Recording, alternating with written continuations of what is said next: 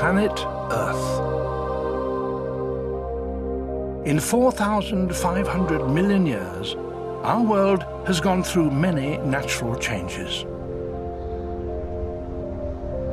Now it's changing once again, but this time we ourselves are contributing to those changes. We are causing the world to heat up. If we continue to behave as we are doing, our children and grandchildren will have to deal with extreme and potentially catastrophic changes. The vast forests of the Amazon could wither and burn. The oceans could turn acid, destroying much of the life they presently contain. The Arctic could be transformed, its ice could melt, and its most famous animals vanish forever. Rising tides could cast millions of people adrift. Many of our coastal cities could be flooded and drowned.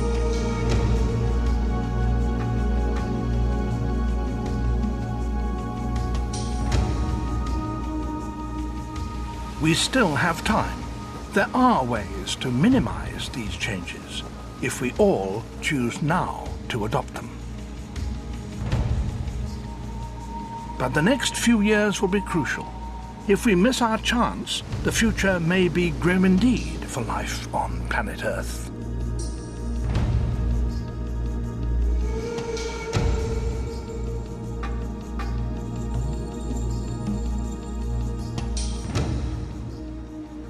The great majority of scientists are now agreed that our planet is warming and that human beings are at least some part of the reason it's doing so. The questions now are what is going to happen and what can we do about it? We know there is now more carbon dioxide in the atmosphere than at any time in the last 650,000 years. Carbon dioxide is a greenhouse gas. Invisible and odorless, it surrounds our planet, warming it like a blanket. And every year, we add another 25 billion tons of it to the atmosphere.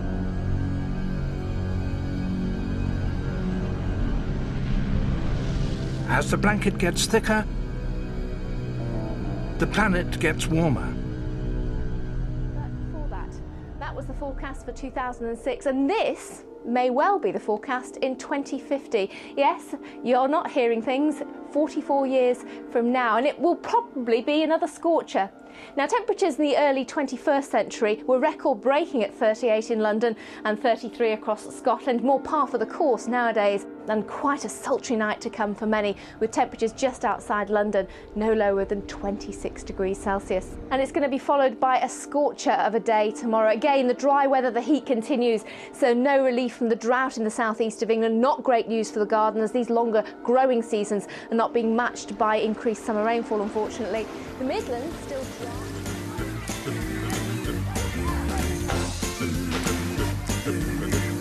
Most of us relish the chance to soak up a little heat. Remember the summer of 2003?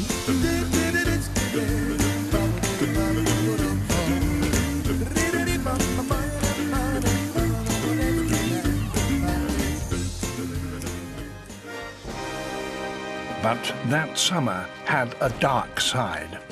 Tens of thousands of Europeans died in the heat.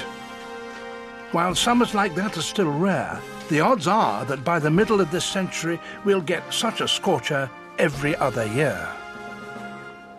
And by the end of the century, it'll be so hot that a summer like 2003 will feel cold.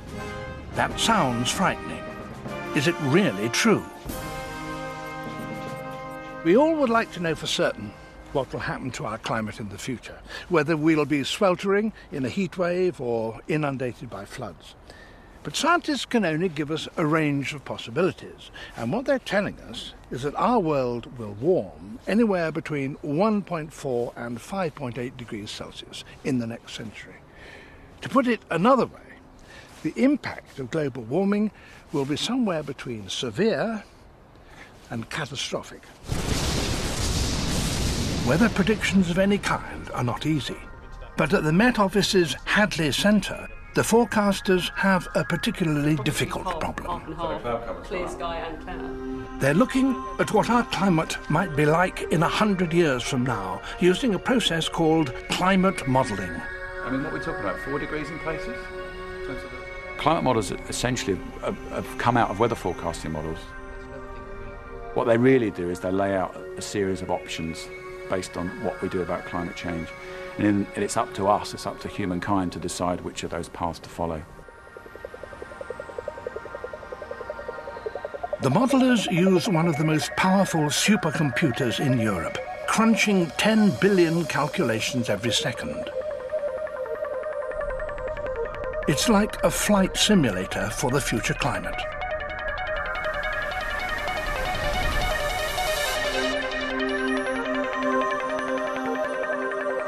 They can ask it questions like, what happens if we double our carbon dioxide emissions?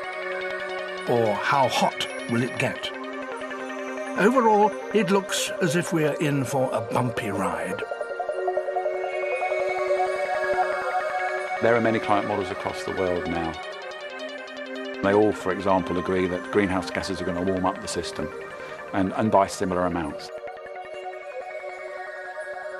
No models are saying no climate change. They're all saying actually somewhere between 2 degrees and maybe 6 degrees. Even 2 degrees, in many people's eyes, is a dangerous climate change.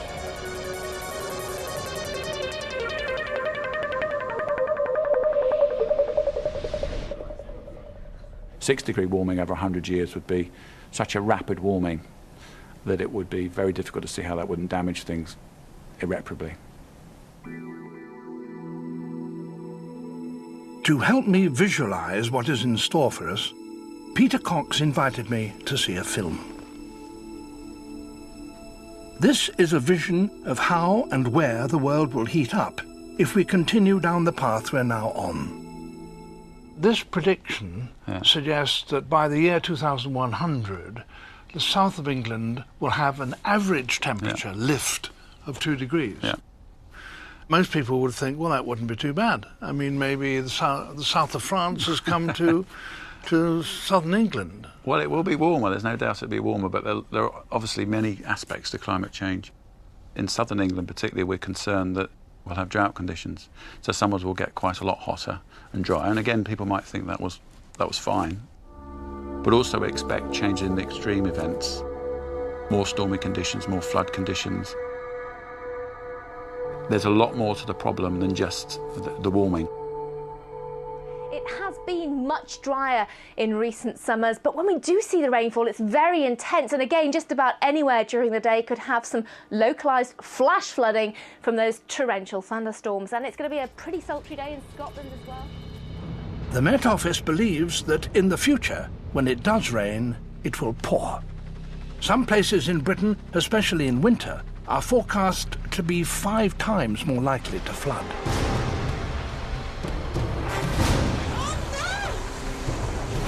Devastating flash floods in North Cornwall which demolished homes and left scores. A month's rain fell in less than 2 hours. When the floodwaters swept through the old part of the village by the harbour without mercy. I've been utterly shocked at the devastation below me. I'm looking down.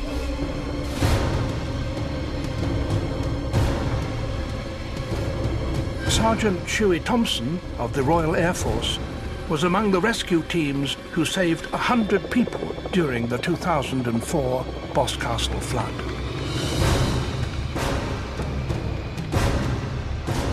I must admit, my first impression was how many people are going to survive this.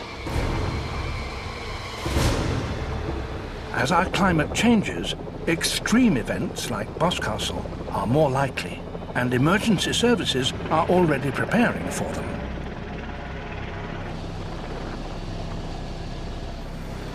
Climate change is something that we're going to have to deal with. We are seeing a change in the weather. So we do need to prepare for the fact that there may be more flash floods, and other dangerous situations, and be prepared really to continue rescuing people maybe in a more dramatic situation in the future. And it's not just Boscastle, there's other valleys around with big tributaries that are running into them, and so this could really happen anywhere at any time.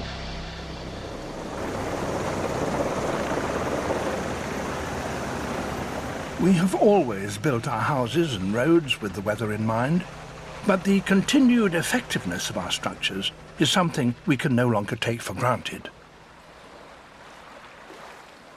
This sea wall in Essex was built to protect the houses behind it from high tides and storm surges, and it's worked very well. But the climate is changing, and there is no guarantee that it will give that protection in the future. The houses that stand behind that wall, like millions of homes all over the world, are perilously close to sea level. There are many such all along the Gulf Coast of America. Here, hurricanes occur every year.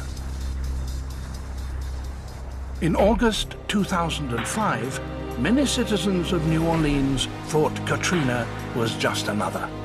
They felt secure behind levees that had been built, extended and heightened since the 18th century. A little bit panicked this time? Oh, no, I'm okay. But yeah, it feels a little bit more dangerous than a blizzard, so we'll be okay. But Katrina caused the storm surge higher than the Asian tsunami. 4 of New Orleans' levees broke, flooding 80% of the city and killing over 1,000 people.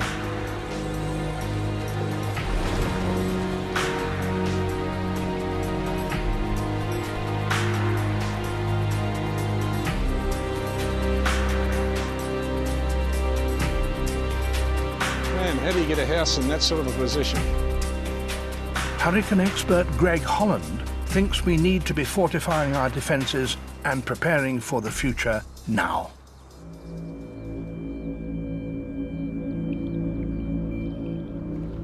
So this is where the industrial canal obviously broke, and you just have to imagine a huge wall of water rushing all the way down through here, taking out everything. I mean, there is nothing left. Anyone in this area was either dead or in extremely bad shape.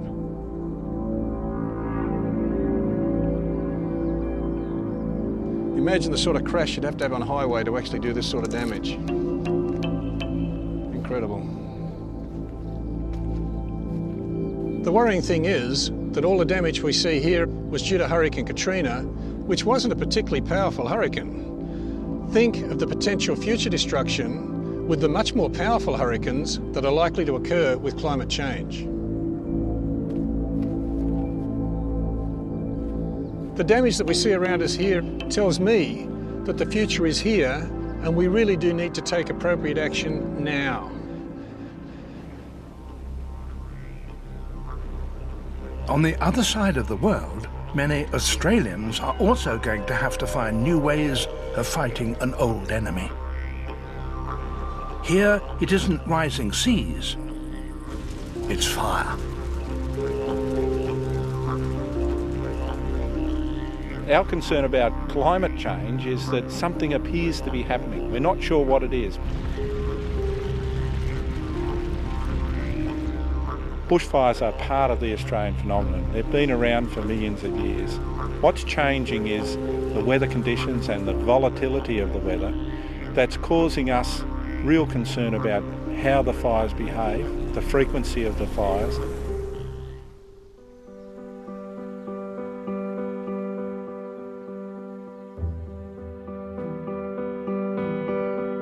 Russell Rees has spent the past 30 years firefighting in Victoria, but after the hottest year on record, he realises that in future he'll need a new approach. We've built fire services traditionally around a belief and a well-honed theory about how fires behave. Fires become harder to control, they become more unpredictable. Our normal methods of measuring fire behaviour are being put into question.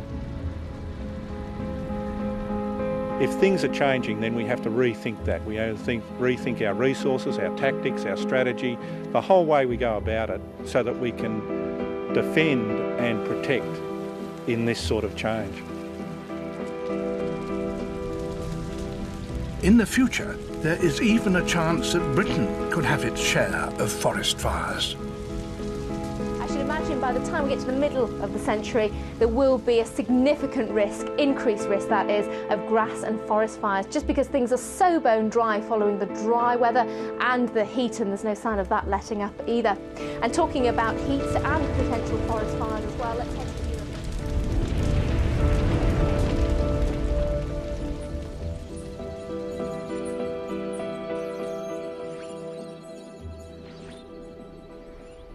How reliable is this particular projection?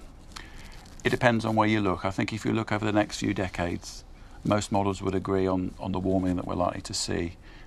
We don't have very much choice over what happens over the next 25 years, because that's largely a function of what we've emitted in the past.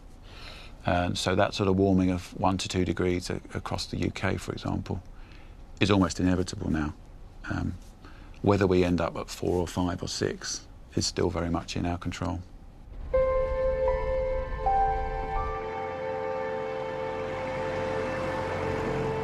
The idea that the way the climate will change over the coming years is up to us is a sobering thought.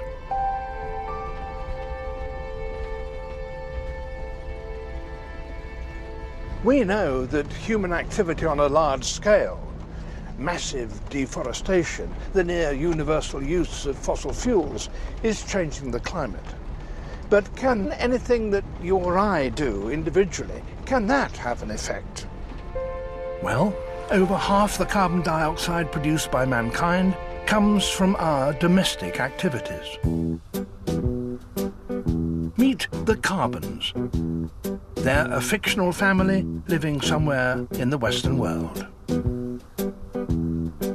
They occupy an average suburban house outside an average city.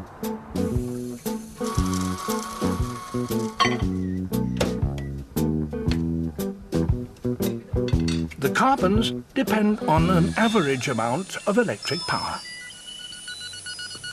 It comes to them by an energy grid powered primarily by fossil fuels, coal, oil and natural gas.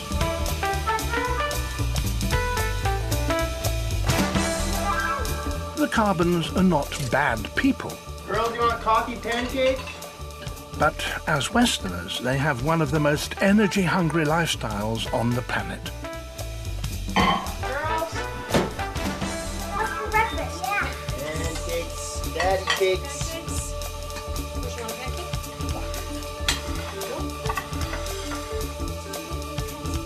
I'll call you from the airport. Bye. Bye.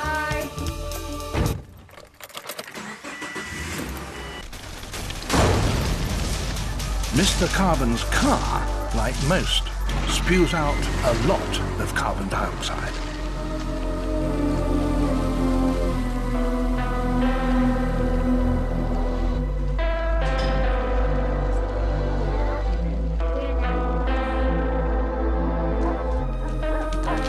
And the Carbon family has 2 cars.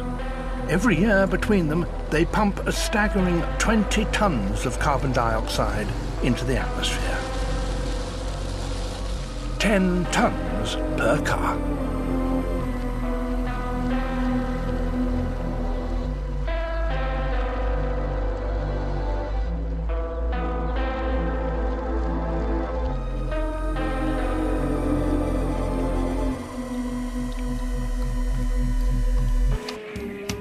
But it's not just the cars.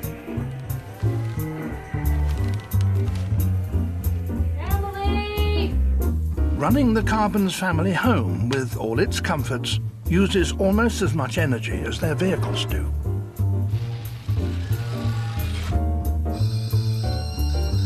Every device, functional or fun, has a knock-on effect.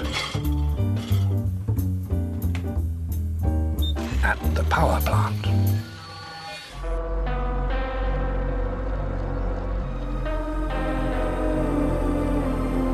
Scientists fear that at this rate, these everyday emissions could, within 50 years, push our climate to a critical point where change is no longer gradual, but sudden and extreme.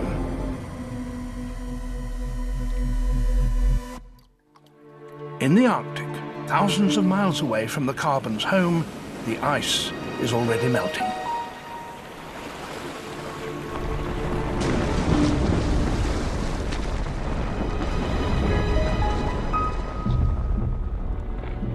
The losses of sea ice have really just astounded us. It's one of the most marked and pervasive changes we've seen in the Arctic system, and it has really opened our eyes.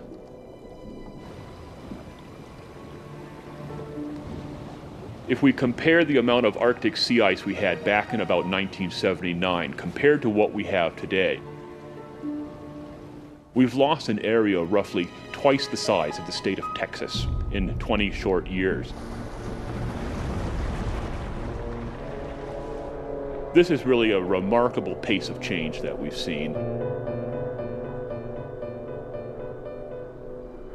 Twice the size of Texas is over 5 times the size of the United Kingdom. And it's not just the Arctic. In 2002, at the other end of the world, Antarctica's entire Larsen B ice shelf disintegrated. When white ice is replaced by dark ocean, it's the beginning of a sudden major change, a tipping point where the warming accelerates dramatically. The sea ice cover is so bright and white that it reflects so much of the sun's energy that falls on it right back up into space. But if we start to warm up the Arctic and we start to melt down that ice cover, what we do is we start to expose dark surfaces, dark ocean. And that dark ocean absorbs so much more of the sun's energy than the white ice did that the Arctic further heats up, which implies further melt of the snow and ice cover and even further warming.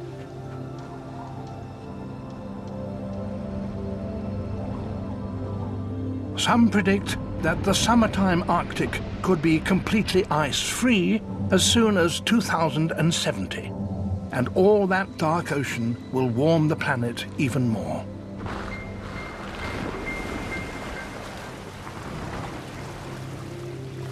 We are, in fact, conducting a grand global experiment, and we're going to have to live with the outcome of that experiment.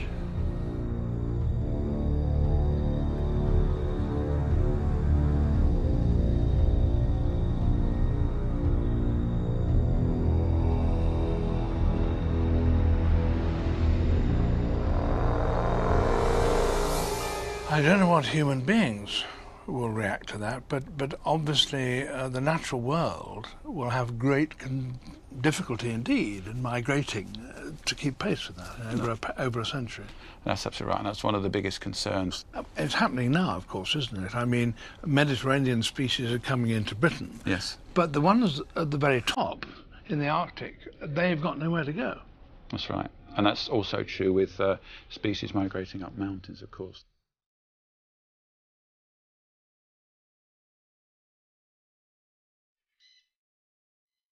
So that's where you'd expect to see the impacts first.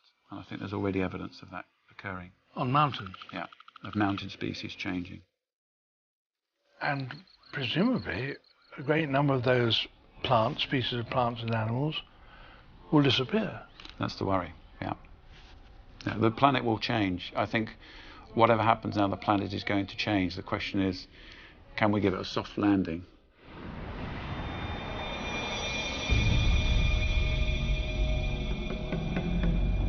No one knows for sure what impact global warming will have on the world's animals and plants. Some predict that by the end of the century, as many as half of the world's species could be under threat of extinction if their environment radically changes.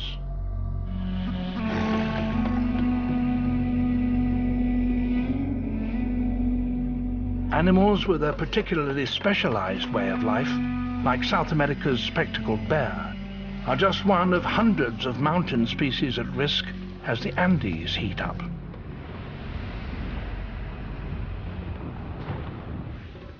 Southern Africa is predicted to be one of the worst affected areas.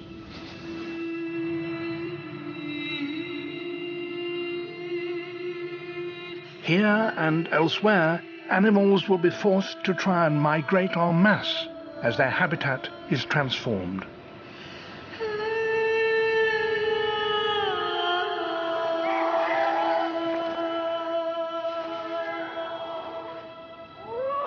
There will certainly be many casualties.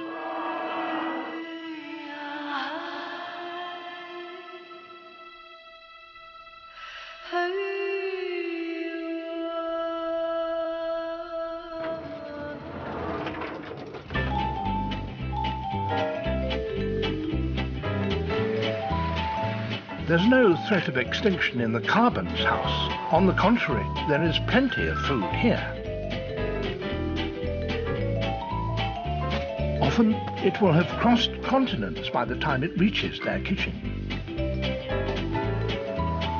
Transporting this food accounts for over 1/10 of the carbon's annual greenhouse emissions. And it doesn't end there.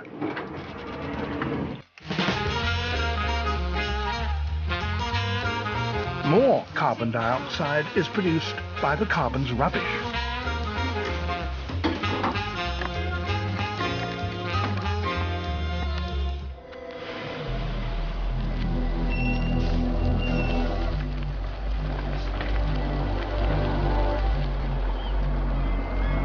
Buried in a landfill, the rubbish heats up as it decomposes, releasing greenhouse gases into the air. All the while, the carbon dioxide blanket surrounding the Earth is getting thicker, pushing the planet's ecosystems closer to the point of no return.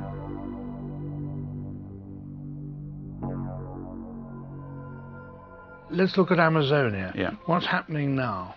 We believe that if these projections are right, then by the middle of this century, CO2 keeps going up, the forest could actually start to die from climate change, which would be absolutely catastrophic. The Amazon rainforest is already suffering the devastating drought. In 2005, rivers ran dry.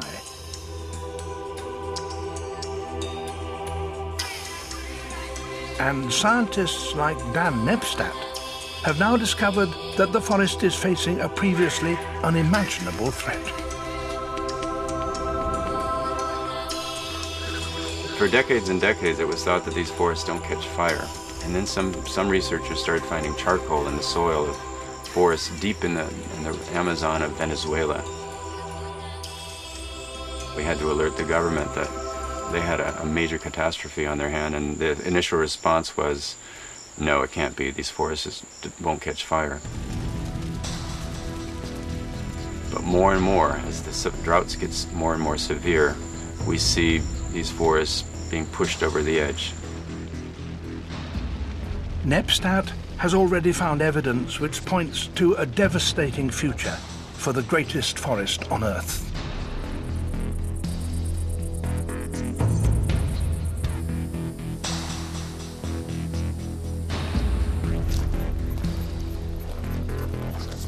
For me, one of the scariest visions of the future of the Amazon is what we see back here. It's scrub forest that's very nasty to walk through. It keeps catching fire, it's highly flammable, and it's of very little worth to the local people. But it's not just local people who will be affected. If all of the forest is destroyed, the carbon stored in the tissues of the trees, up to 15 years' worth of global emissions, will be released into the atmosphere, increasing the warming even more.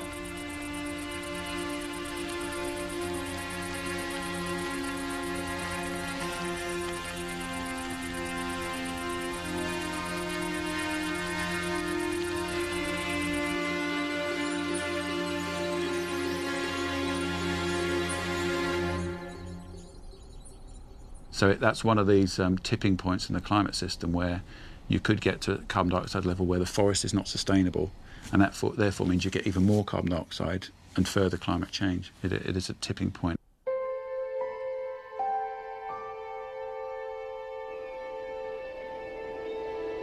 we won't just lose the most diverse ecosystem on Earth. We could also lose an irreplaceable mechanism for cooling the planet.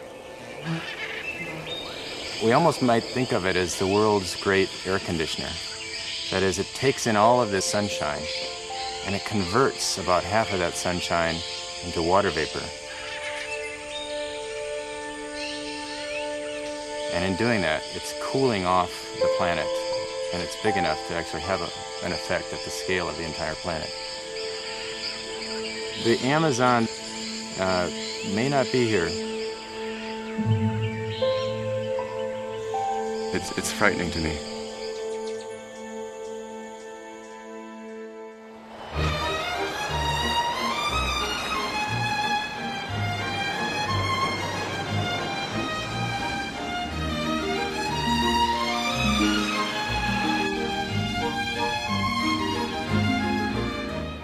Mr. Carbon dreams of a tropical rainforest holiday, but today he's on a business trip.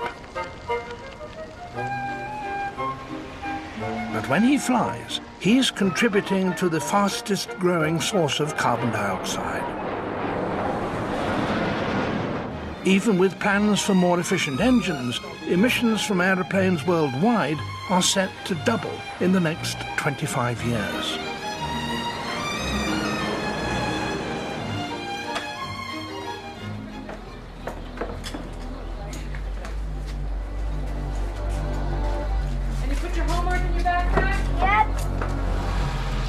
Altogether, the Carbons are responsible for a whopping 45 tons of carbon dioxide a year.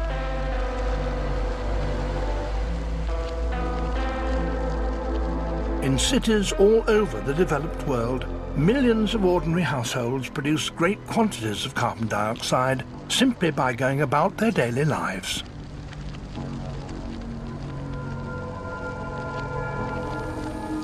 So far, it's the Western world which has produced the majority of the greenhouse gases.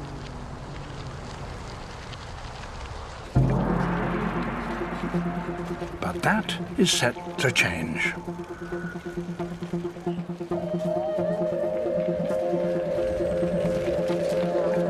Meet Mr. and Mrs. Tan. They are a fictional couple living in an average Chinese suburb. At present, they use only a seventh of the energy consumed by the Carbon family. But life for the Tans is changing fast.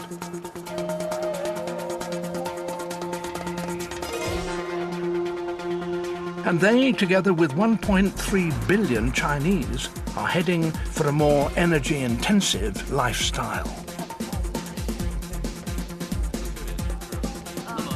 Mr. Tan has got a new job, and it comes with a flat in the latest upmarket development, complete with state-of-the-art, energy-hungry fittings.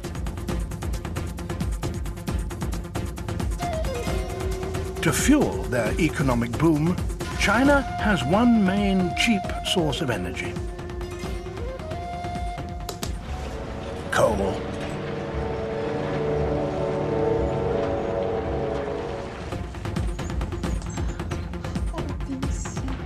Coal is the most carbon dioxide polluting source of energy we have. Currently, China is planning to build a large coal-fired power plant every week for the next 7 years.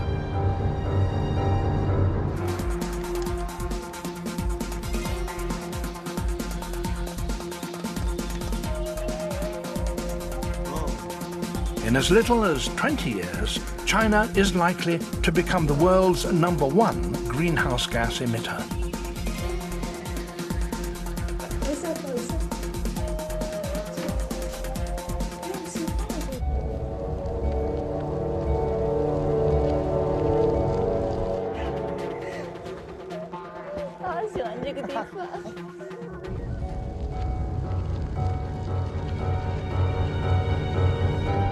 There is an explosion in energy consumption worldwide, and by 2050 we're on course to have doubled the amount we emit.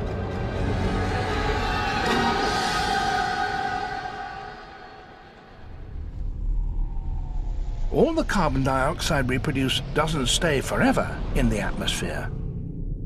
It's continually being absorbed by the world's oceans. As the concentration in the atmosphere rises, so the oceans take up more. And this could lead to another of those tipping points. Marine biologists like Steve Widdicombe are now becoming concerned about the impact this is having.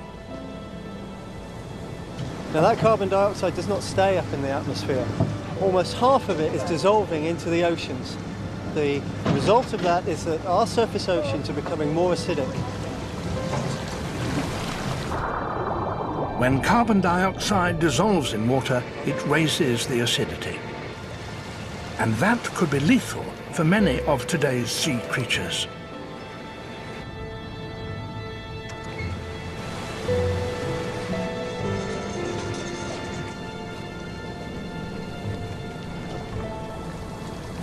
If we look under here, what we have here is an animal that's very common to our shores, a beautiful animal.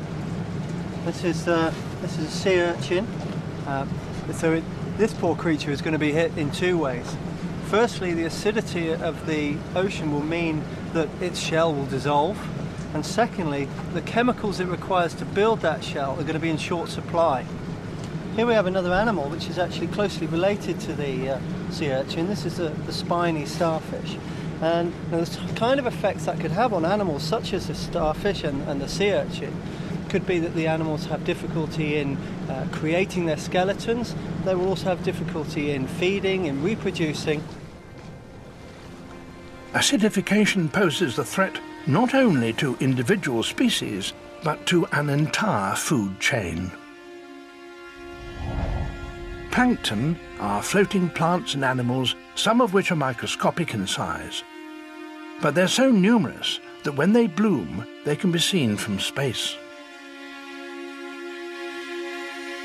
Acidification could decimate plankton, which is food for a variety of fish. And they, in turn, are food for larger and larger marine species. This could even affect the largest mammals on Earth.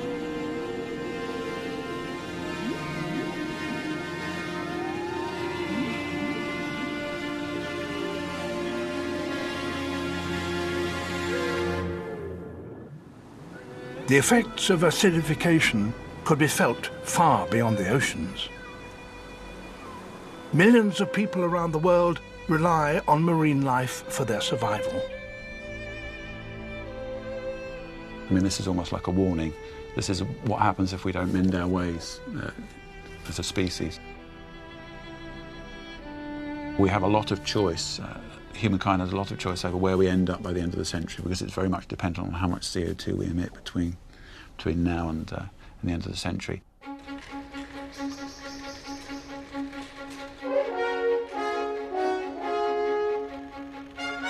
So how do we cut down our carbon dioxide emissions? Some of the world's leading scientists are convinced that finding a solution is a matter of extreme urgency. Professor Steve Pacala is one of them. I've worked on a variety of environmental problems in my lifetime, and usually you go into them and become a little bit less concerned as you go along. The global warming problem is the reverse. The people who are professionals and work on it become more and more concerned through time. For me, this is the most serious of environmental problems, and it's the one that we need to solve now.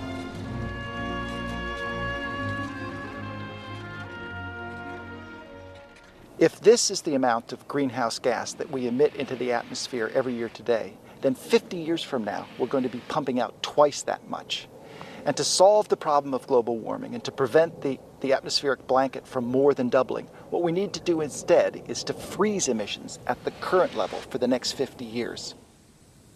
Because there's no single way to solve the problem of global warming, Pacala has broken it into 7 equal pieces. He's then suggested a different way we can solve each slice, one at a time, until we reach the ultimate goal of halting the rise of carbon emissions. I've looked at it closely, and I believe that it can be solved by this generation. The technology now exists to solve the greenhouse warming problem if we develop the collective will to implement it. The first of Steve Pacala's slices can be dealt with using technology close at hand. I met carbon counting guru Dave Ray to find out how we can all set our house in order. Okay, so here is a newly built house. This is where really climate change begins. Our houses represent a huge amount of emissions. On a household basis in the UK, each household emits about 25 tonnes of greenhouse gas every year. So they're a huge contributor to our climate impact. Let's have a look inside.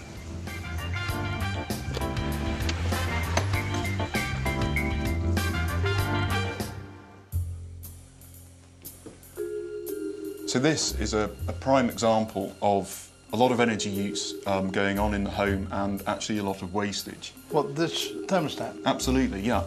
And this one's set too high. For every degree we reduce it, we'll save about 1/3 of a tonne of greenhouse gas. Every year? Every year. So that comes down? Yeah. And I wear a jersey? Yeah. Dress for the weather is the bottom line.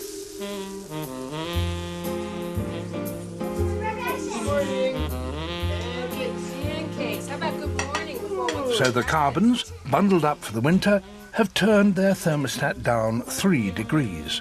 It saves them money on their electricity bill, and each year it keeps a tonne of carbon out of the atmosphere.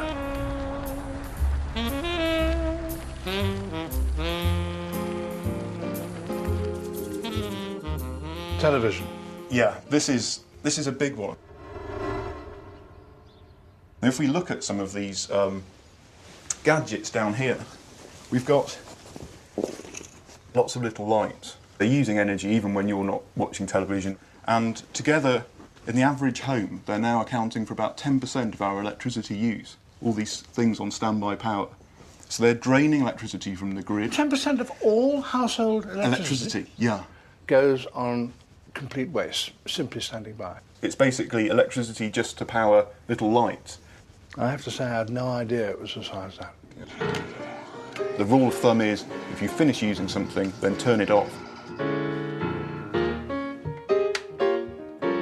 It isn't that turning on and off a set damages it? Well, if there is, then the manufacturers have a real problem that they need to sort out. There are dozens of things we can do around the house, from composting vegetable waste to switching to energy-saving light bulbs. So that really will help preserve the Arctic ice cap, just by changing a bulb? It'll do a tiny bit in the right direction. This is good news for this house because it's a gas hob rather than an electric one. The more insulation, the better. For an average fridge, you can save 200 kilograms of greenhouse gas just by keeping the thing clean. And buying locally grown food can cut down on the food miles. And they're grown right here. That's pretty cool. If we all made the most efficient choices in our homes and offices, we would reduce those emissions by 1/4 and cut off one of Steve Pacala's global warming slices. Perhaps the simplest way most of us can combat global warming is to change the way we drive. The Carbons have opted for a more fuel-efficient car. If by mid-century 2 billion of the world's cars can do 60 miles to the gallon, it would deal with one more of the 7 slices.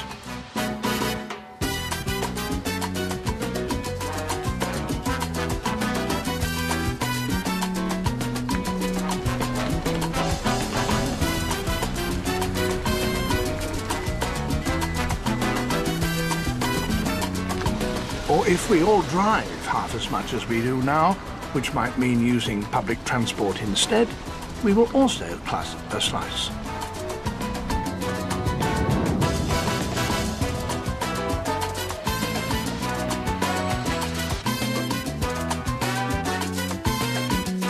Another major challenge is to find carbon-free sources of power.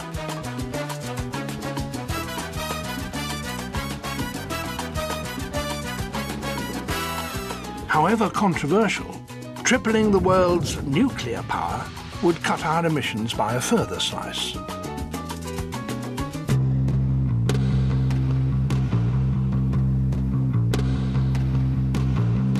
This is a solar farm, 3 acres of solar panels dedicated to collecting energy directly from the sun. Renewable sources of energy, such as solar panels, are able to produce electricity with no carbon dioxide emissions to the atmosphere at all. And these might be scaled up to provide a sizable fraction of the solution to the global warming problem. In countries like China, solar is set to make a real difference. Britain's climate, however, has never been perfect for solar power, but there are other natural resources we have plenty of.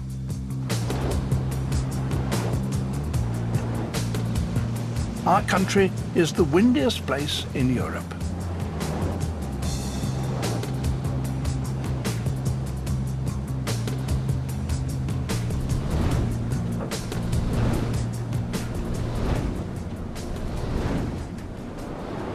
It's impossible to comprehend the sheer size of these towers unless you get really close to them, as I am now. There's nothing to give you scale, but they are immense. The diameter of the rotor is 90 meters. That's almost as long as a football pitch. And to my eyes, they're beautiful.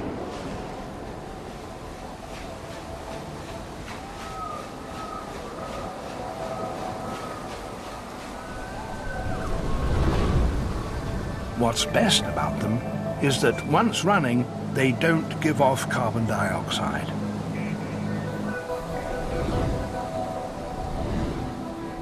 But they're not cheap. And worldwide, we would need 700,000 more turbines like these to cut another slice off global emissions. That's a very big wind farm. Of course, wind farms are only one of a number of potential sources of new energy. And it's quite clear that if we're really going to tackle climate change, we have to think even bigger.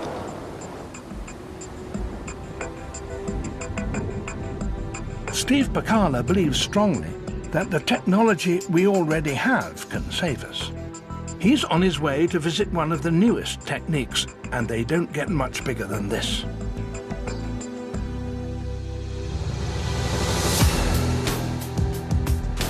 "200 kilometers off Norway's coast lies the Sleipner gas rig. This is one of the largest objects ever lifted by people, and it's sitting here on the sea floor for the sole purpose of keeping harm out of the atmosphere.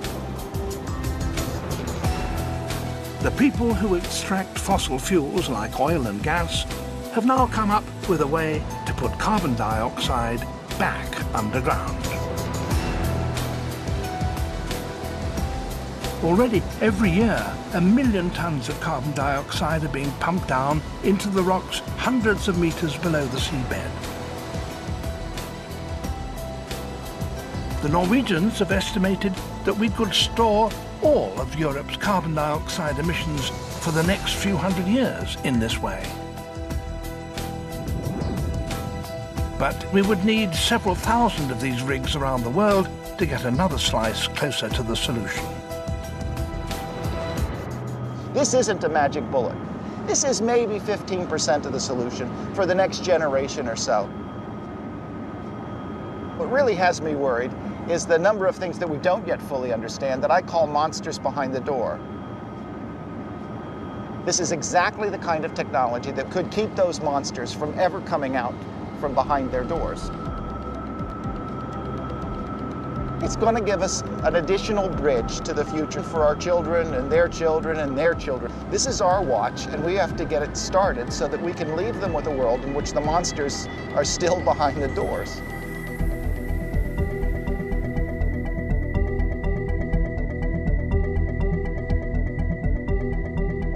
Already, change is in the air, and people all over the world are waking up to the urgent need to deal with global warming.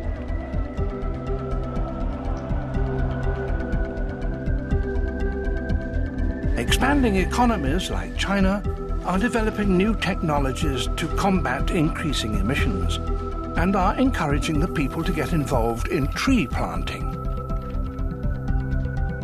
The task ahead of us is vast, but we can all make a difference at every level, even the smallest.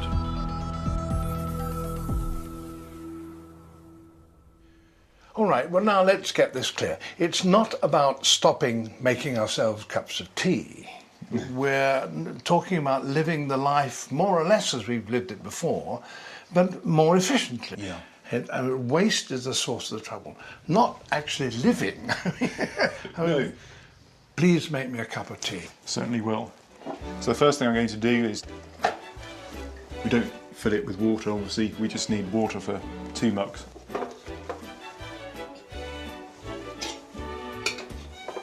It doesn't matter which nation it is, it's important.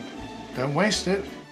Now, to make a good cup of tea, you've got to make it while it's hot. Yeah. You didn't warm the pot? I didn't warm the pot, no. Oh well, we'll see what the quality of the tea's like.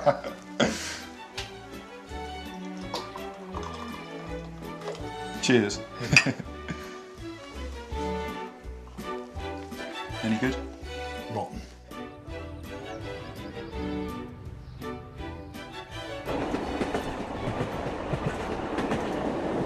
As we travel into the future, it's clear that there are some steps that we can take, both big and small, to reduce carbon emissions.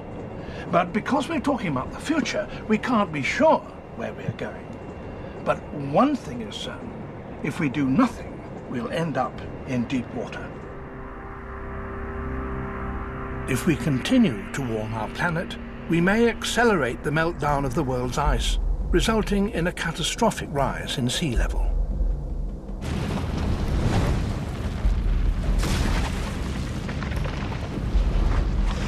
Recent satellite evidence has revealed that not only is the Greenland ice cap melting, it's doing so twice as fast as previously thought.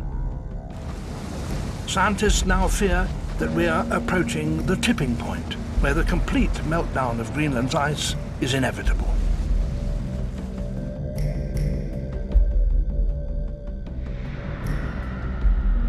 If it does melt, it will cause sea levels to rise by as much as 7 meters.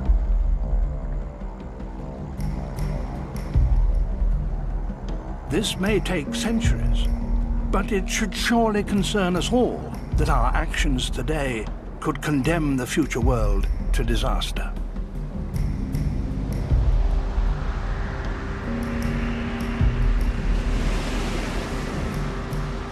The combination of melting ice and warming waters will expand the seas, and this could raise their level by 0.5 meter before the century is out.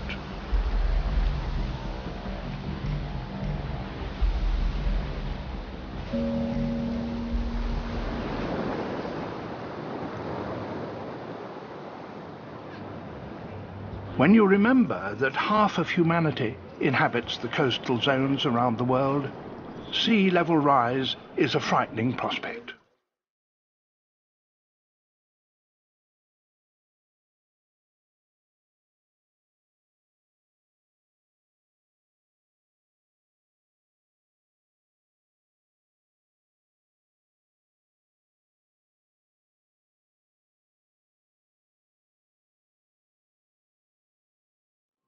The islands of the United Kingdom are not immune. If the Greenland ice melts, the sea will flood much of the southeast, including central London.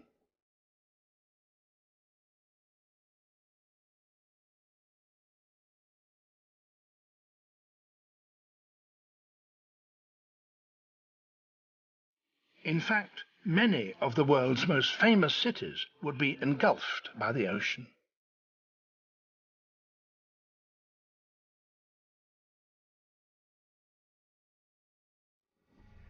It would take far less to drown much of Florida.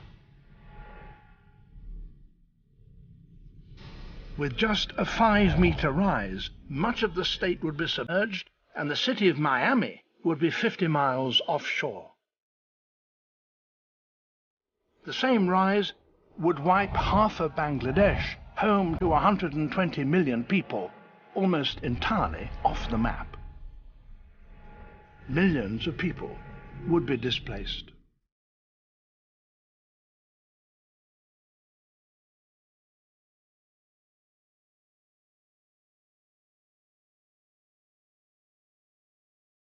Worldwide, scientists predict that global warming could displace 150 million people within 50 years.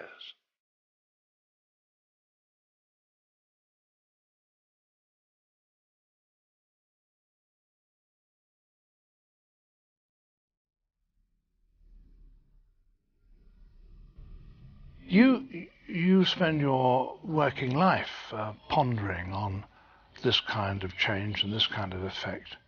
Doesn't it depress you deeply? How do you get up in the morning and survive? It is. I mean, I think if you see it as a foregone conclusion, you can't help but be depressed by the prospect. But I don't. All climate modelers would like to be wrong.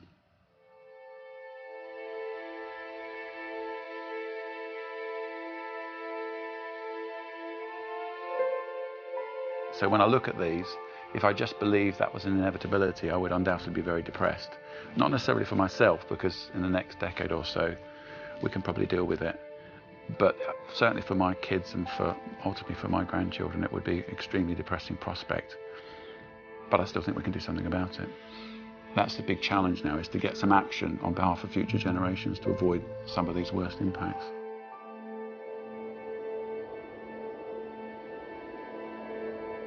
I must say, I think if you had to look in your grandchildren's eyes and say, yeah, I knew that it was going to happen, but I didn't bother to do anything about it, that would be a terrible thing. Well, wouldn't that be the worst thing of all for any generation, to say left something like that for future generations to pick up, and we knew about it, we knew about the problem, but we didn't deal with it? That would be the worst thing of all. No, we have to avoid that. Exactly so.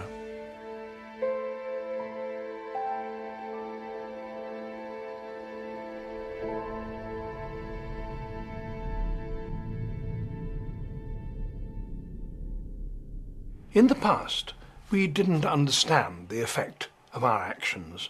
Unknowingly, we sowed the wind, and now, literally, we are reaping the whirlwind. But we no longer have that excuse. Now we do recognise the consequences of our behaviour. Now, surely, we must act to reform it, individually and collectively, nationally and internationally, before we doom future generations to catastrophe.